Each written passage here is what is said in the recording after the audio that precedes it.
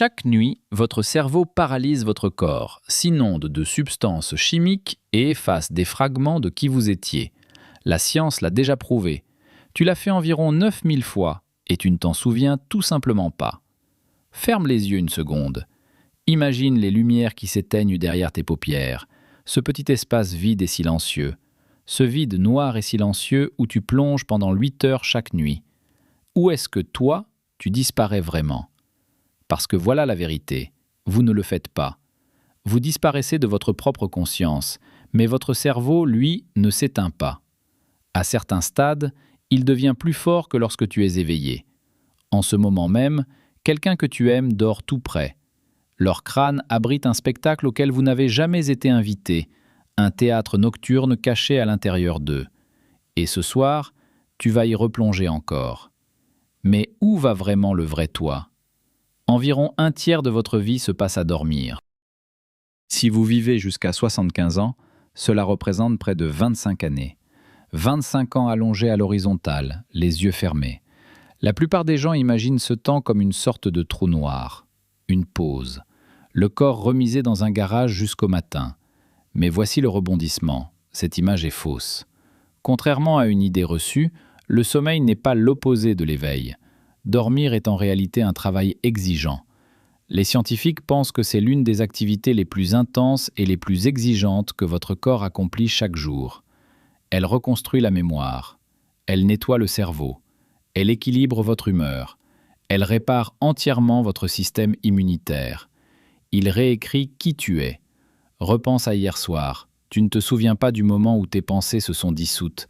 Tu ne te souviens pas des heures qui ont suivi. Pourtant, tu t'es réveillé plus calme, plus lucide, légèrement différent d'avant. Quelque chose s'est produit dans cet intervalle dont vous n'aviez pas le droit d'être témoin. Abonnez-vous pour découvrir d'autres secrets sur votre esprit endormi. Sautez une nuit de sommeil et votre mémoire se fissure, votre humeur s'effondre, vos cellules immunitaires deviennent léthargiques. Même une seule nuit trop courte endommage discrètement votre cerveau. Le sommeil n'est pas du repos. C'est l'entretien de la machine qui fait tourner toute votre vie. La première phase commence avant même que vous le remarquiez. Imagine que tu es allongé dans ton lit. Lumières éteintes, téléphone retourné. Ta respiration ralentit, tes muscles se détendent, tes yeux se ferment doucement. Voici la phase numéro 1. Elle dure entre 1 et 7 minutes. La plupart des gens ne se rendent pas compte qu'ils y sont entrés. Dans votre cerveau éveillé, les ondes alpha dominent, calmes, fluides, attentives. Puis le stade N1 commence, et ces ondes s'estompent. Des ondes plus lentes, appelées θ, commencent à monter. Tes pensées se fragmentent, tu ne suis plus un seul fil de raisonnement. Votre esprit fait surgir des images décousues, un escalier, un visage que vous n'avez pas revu depuis des années, une phrase inachevée. C'est la dérive hypnagogique, le seuil entre deux mondes. Et parfois, sans prévenir, ce seuil se referme brutalement. Votre corps sursaute soudainement. Une jambe se contracte, un bras se lève brusquement. Vous avez l'impression de tomber d'une falaise. C'est une secousse hypnique. Presque tout le monde en a déjà eu une. Les scientifiques pensent que votre cerveau interprète à tort le ralentissement musculaire comme une mort imminente. Alors il envoie un signal de panique, une décharge, un test. Es-tu toujours là ? Oui ? Bien, continue.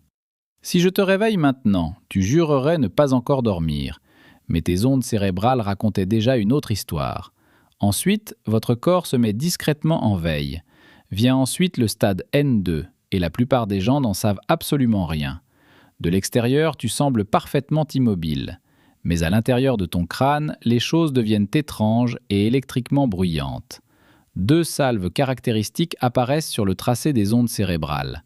La première s'appelle un fuseau de sommeil, une rafale serrée. Une petite décharge rapide d'activité électrique qui dure environ 1 seconde. Cette seconde, on l'appelle le complexe K. C'est un pic unique, vif et spectaculaire, suivi d'une lente descente. Une étrange double signature au cœur du cerveau. Les fuseaux du sommeil aideraient le cerveau à trier les informations de la journée, en classant les souvenirs dans la mémoire à long terme. La capitale d'un pays dont vous avez lu le nom, l'itinéraire que vous avez emprunté ce matin, le visage d'une nouvelle rencontre. Tout est classé, étiqueté, et archivés à votre insu. Votre cerveau travaille discrètement cette nuit. Les complexes cas agissent comme des sentinelles. Lorsqu'un son survient à proximité, une porte, une voiture, une voix, ils se déclenchent. Ils disent à ton cerveau « pas important, continue de dormir ». C'est pour ça que la circulation ne te réveille pas, mais ton prénom, oui. Pendant ce temps, votre rythme cardiaque ralentit, votre température corporelle baisse. Votre respiration devient lente et parfaitement régulière. Vos muscles se détendent davantage. Vous entrez dans une sorte de verrouillage biologique. Les portes se ferment une à une. Près de la moitié de votre nuit se passe ici, à entrer et sortir tranquillement de cet état protégé qui trie la mémoire. Ce n'est pas glamour, il n'y a pas encore de rêve fou. Mais sans le stade N2, vous ne pouvez pas vraiment apprendre. Tu ne peux pas te souvenir. Tu ne peux pas devenir la personne qui se réveillera demain, entière, vive, enfin prête. Ensuite, votre cerveau plonge dans un endroit plus étrange. Stade N3. Le sommeil profond. La partie la plus profonde et la plus lourde de toute votre nuit. Cela survient généralement dans la première heure après que vous vous endormez. Les ondes cérébrales y deviennent immenses et lentes. On les appelle les ondes delta, longues, ondulantes, presque océaniques. Et pendant que ces ondes lentes déferlent, quelque chose d'extraordinaire se produit. L'espace entre vos cellules cérébrales s'élargit réellement. Imaginez une ville où les rues s'élargissent d'elles-mêmes la nuit. À travers ces rues élargies, un fluide spécial commence à circuler. C'est le système glymphatique, le nettoyeur de votre cerveau.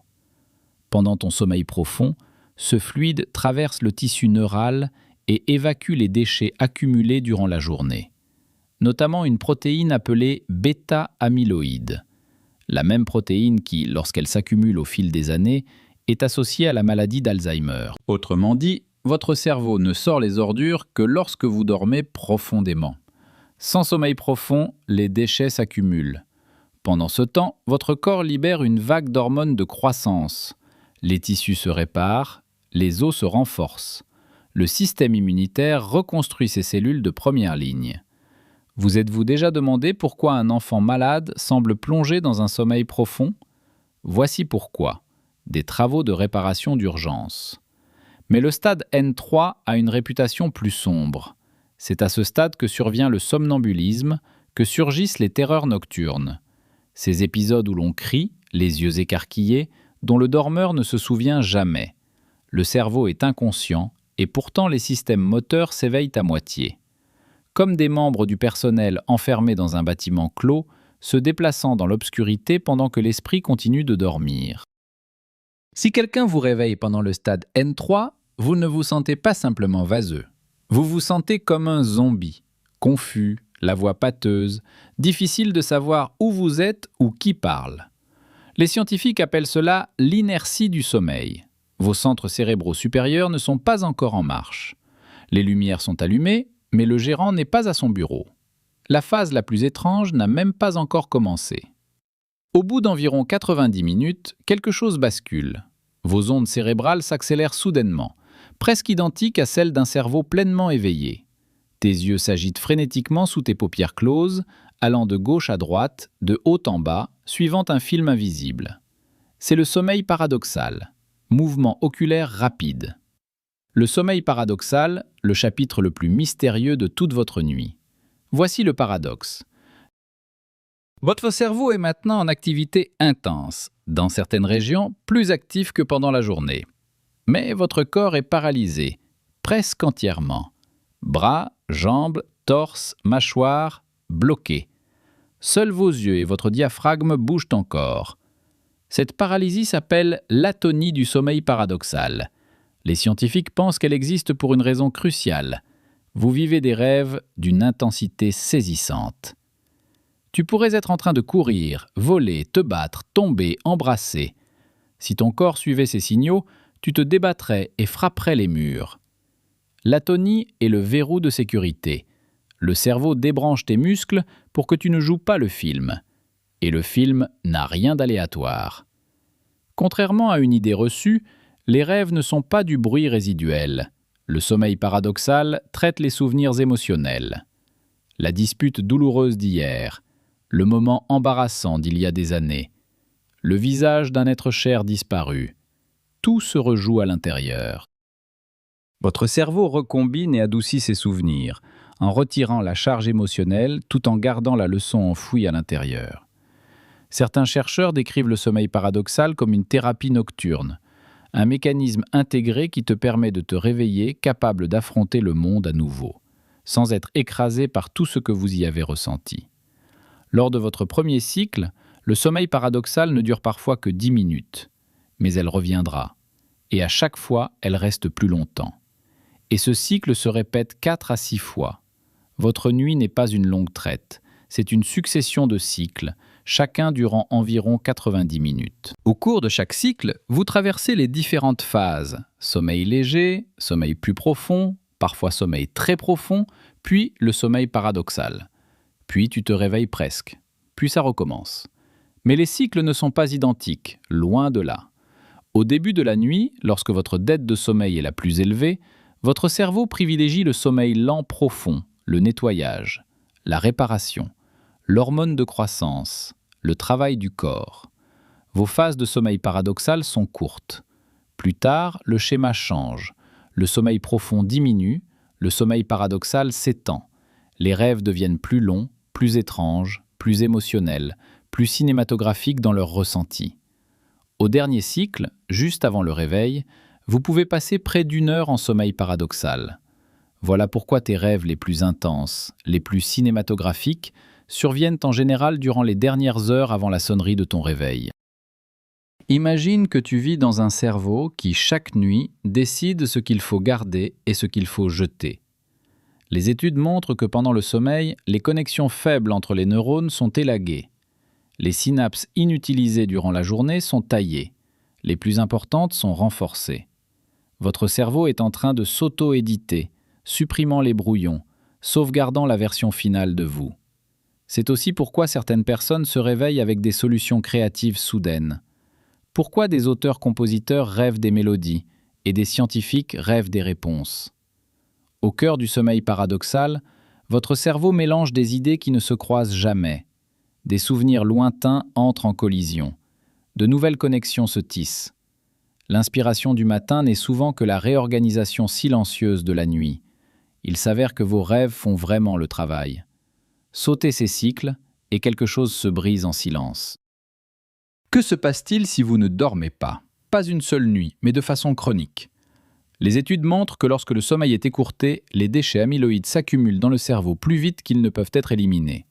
Au fil des années, cela devient l'un des facteurs suspectés du déclin cognitif, des dommages lents et silencieux que l'on ressent à peine. En 1963, un adolescent de 17 ans nommé Randy Gardner est resté éveillé pendant 11 jours d'affilée dans le cadre d'une expérience scientifique. À la fin, il hallucinait, se prenait pour un athlète célèbre, n'arrivait plus à fixer son regard ni à parler clairement. Sa mémoire à court terme s'est effondrée. Son cerveau, privé de son entretien nocturne, a commencé à dérailler, chaque système se détraquant peu à peu.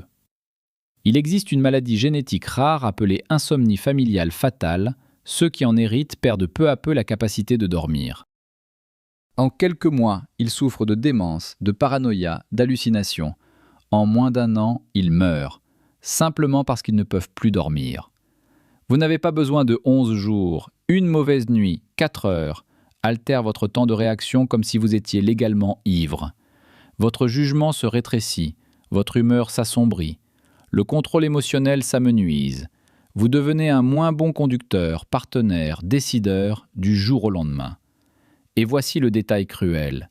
La dette de sommeil ne peut pas être entièrement remboursée. Vous pouvez en récupérer une partie, regagner un peu de vigilance. Mais des études montrent que certains dommages causés par le manque de sommeil chronique ne disparaissent jamais complètement. Votre cerveau s'en souvient, vos cellules s'en souviennent. Alors qu'est-ce que cette nuit signifie vraiment pour toi?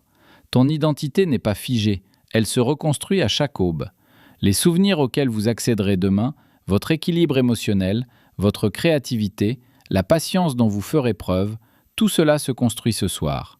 Ce soir, protégez le premier cycle et le dernier cycle. Le premier, riche en sommeil profond, élimine les déchets de votre cerveau. Les derniers cycles, riches en sommeil paradoxal, trient les émotions et libèrent la créativité. Écourtez l'un ou l'autre et vous perdez quelque chose d'irremplaçable. Les conditions qui aident sont très simples. Une pièce sombre, une température fraîche, légèrement inférieure au confort de la journée. 1 heure de coucher régulière, même le week-end. Moins de lumière d'écran dans l'heure qui précède le sommeil, moins de caféine l'après-midi, moins d'alcool qui fragmente votre sommeil paradoxal. Votre cerveau ne demande pas du luxe, il demande des conditions stables et prévisibles. Imaginez vivre sans cette répétition nocturne. Aucune consolidation de la mémoire, aucun traitement émotionnel, aucune élimination des déchets, aucune réparation des tissus, pas de recombinaison créative non plus. Vous ne vous sentiriez pas simplement fatigué, vous deviendriez un étranger à vous-même en quelques jours.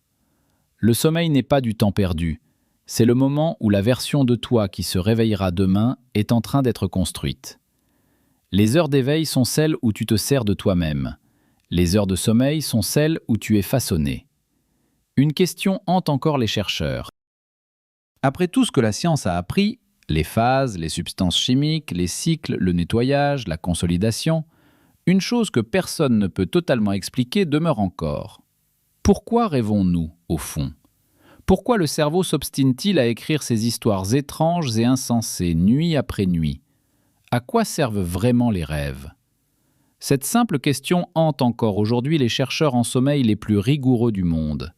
Si vous voulez la réponse, ou les meilleures théories que la science propose à ce jour, regardez le prochain épisode sur les rêves.